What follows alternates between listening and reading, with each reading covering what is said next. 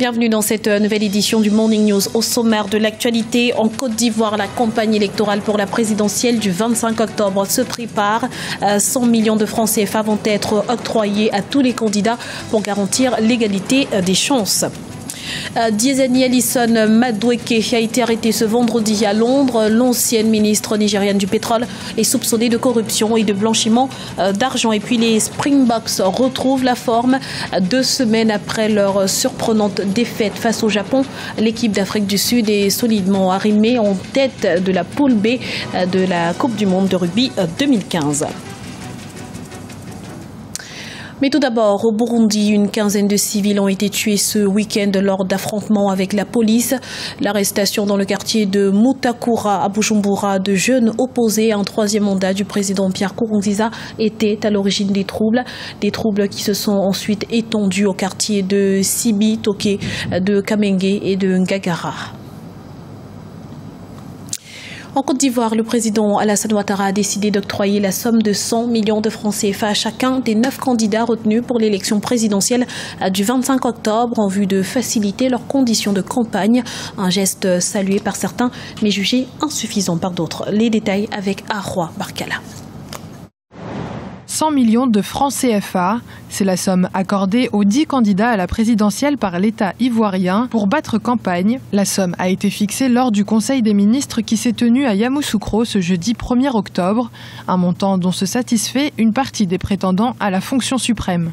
Nous souhaitons avoir un peu plus pour pouvoir parcourir la Côte d'Ivoire. Nous avons entendu ce que l'État nous a proposé. Je suis très heureuse. C'est le début de la démocratie. Je remercie l'État et toute la population qui a œuvré pour que nous ayons ce fonds. Mais je souhaiterais encore faire des doléances puisque nous devons couvrir les 31 régions, qu'un petit effort soit fait. L'octroi d'une aide de l'État figurait parmi les revendications des participants à la marche du 28 septembre 2015 à Abidjan. Certains candidats de l'opposition estiment nettement insuffisante la somme accordée. 100 millions de francs CFA, c'est le montant qu'utilise quotidiennement, je dis bien quotidiennement, le directeur de campagne d'Alassane Ouattara. Quand vous avez un meeting à Gagnoa dans le stade et que vous devez transporter des gens de Korogo, de Bouaké, de Ferté, de Daloa et qui viennent, vous voyez bien, rien que dans le transport de cars, vous avez déjà englouti plus de 50, 60 millions. Une campagne, c'est au moins je sais pas, 10 milliards en Côte d'Ivoire, 10 milliards de francs CFA. Mais la principale crainte partagée par les 10 candidats reste le taux de participation des électeurs. Un taux de participation faible ferait craindre le risque d'une Côte d'Ivoire toujours divisée, où la réconciliation nationale reste un objectif à réaliser. Nouvel attentat à la bombe au Niger. L'attaque a eu lieu ce dimanche 4 octobre dans la ville de Difa, près de la frontière avec le Nigeria. Le bilan fait état de 5 civils, d'un militaire et de 4 kamikazes tués. Pour l'heure, l'attentat n'a pas été revendiqué, mais les soupçons des autorités se portent sur les islamistes de Boko Haram, qui se réclament désormais du groupe État islamique en Afrique de l'Ouest.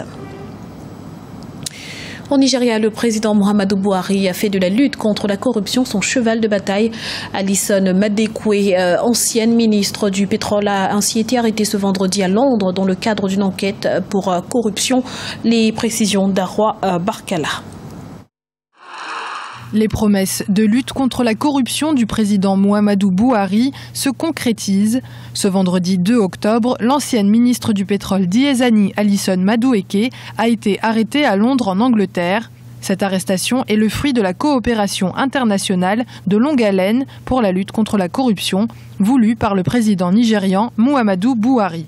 Alors en fait, cette corruption, elle est quand même très liée à la particularité du système politique nigérian qui est fondé sur des allégeances et sur un système politique fédéral, ce qui fait qu'on a des gouverneurs et des chefs locaux qui du coup rétribuent entre guillemets leurs vassaux. Donc c'est un système qui est assez archaïque.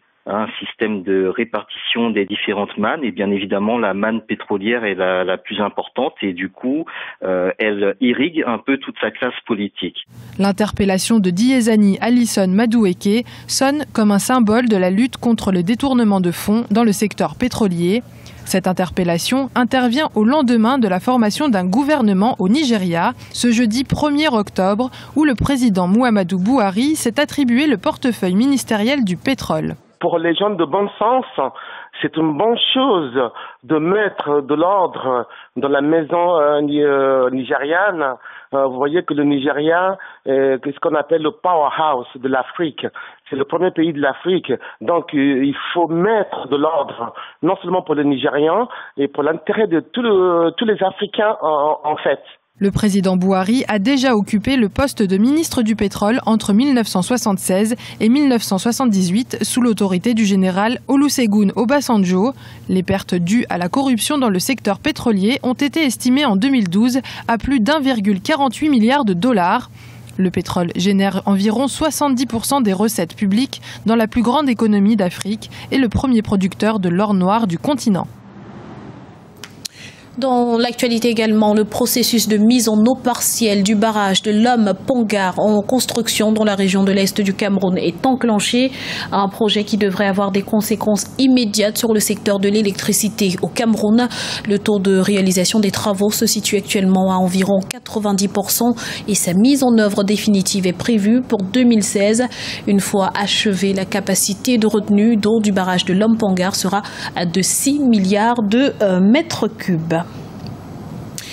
Du sport à présent, deuxième succès consécutif pour les Springboks. Après une large victoire face au Samoa, l'Afrique du Sud s'est imposée à l'Écosse 31-16 avec 3 essais. Les champions du monde 1995 prennent ainsi une sérieuse option pour les quarts de finale. Jean-Célestin Idjangué et Ismaël Bougaleb. 2 semaines après leur surprenante défaite face au Japon 32-34, les Sud-Africains sont redevenus eux-mêmes. Les voilà solidement installés en tête de la poule B grâce à leur succès sur les Samoa 46-6 et sur l'Écosse 34-16.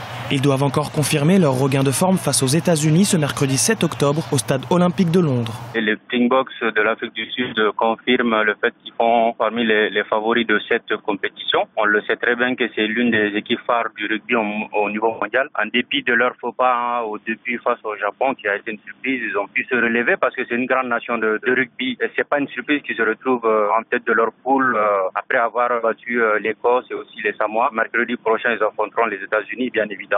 Et ce qui est sûr, on pense qu'ils vont davantage confirmer leur suprématie en s'emparant de la tête de ce groupe-là. Pour de nombreux observateurs, cette sélection des Springboks peut aller loin dans cette compétition, à condition de garder intacte sa concentration et son sérieux. Malgré le fait que l'Angleterre, le pays organisateur, soit déjà éliminé, ça a été la plus grande surprise d'ailleurs. On peut s'attendre à d'autres surprises comme par exemple le Japon qui les a battus au premier match et qu'on ne s'attendait pas du tout. Donc c'est pas évident, d'autres nations comme la France aussi qui essaient de s'approcher, mais ils ont toutes leurs chances pour aller très loin et en cas de victoire finale du trophée, ça ne serait pas une surprise.